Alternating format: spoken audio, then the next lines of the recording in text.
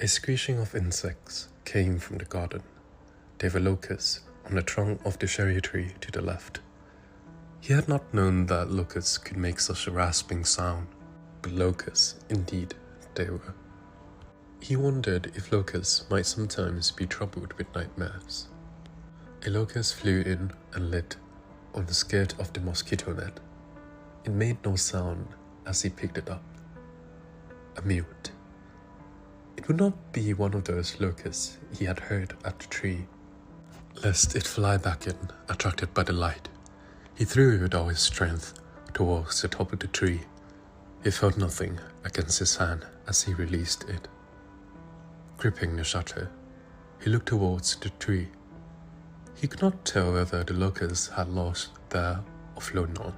There was a large depth to the moonlit night, stretching far on either side. Though August has only begun, autumn insects were already singing. He thought he could detect a dripping of dew from leaf to leaf. Then he heard the sound of the mountain. It was a windless night. The moon was near full, but in the moist, sultry air, the fringe of trees that outlined the mountain was blurred. They were motionless, however. Not a leaf on the fern by the veranda was stirring. In these mountain recesses of Kamakura, the sea could sometimes be heard at night. Shinko wondered if he might have heard the sound of the sea. But no, it was the sound of the mountain. It was like wind far away, but with a depth, like a rumbling of the earth, thinking that it might be in himself. A ringing in his ears. Shinko shook his head. The sound stopped, and he was suddenly afraid. A chill passed over him, as if he had been notified that the death was approaching.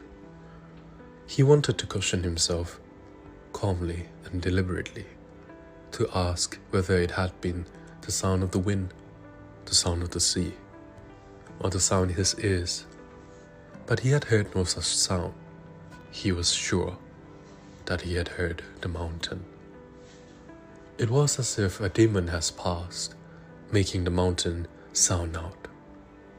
The steep slope, wrapped in the damp shades of night, was like a dark wall, so small a mound of mountain that it was all in Shingo's garden.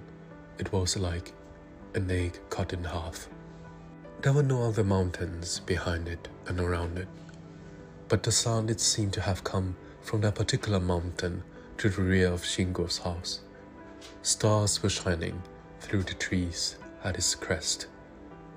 As he closed the shutter, a strange memory came to him. Some 10 days before, he had been awaiting a guest at a newly built restaurant. A single geisha was with him. The guest was late, and so were the other geisha. "Why don't you take off your tie?" she said. "You must be warm." Shinko nodded and let her take it off for him. She was not a geisha with whom he was particularly familiar, but when she had folded the tie and put it into her pocket of his coat, which lay beside the cloth, the conversation moved on to personal matters. Some 2 months before, she said, she had been on the point of committing suicide with the carpenter who had built the restaurant. But as they prepared to take poison, doubts has overtaken her. Were the portions, in fact, lethal?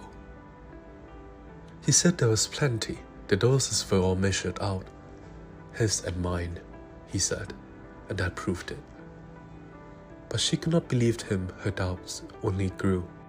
I asked him who did the measuring. Someone might have measured out just enough to make us sick and teach us a lesson.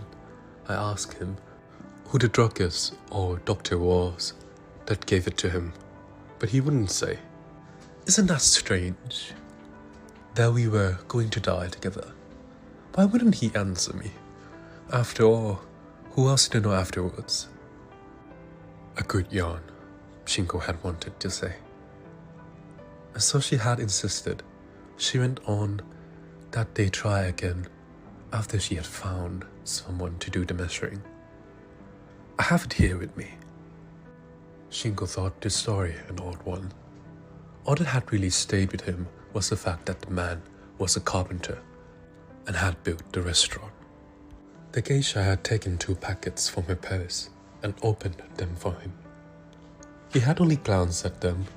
He had no way of knowing whether or not they were poison. As he closed the shutter, he thought of the geisha. He went back to bed.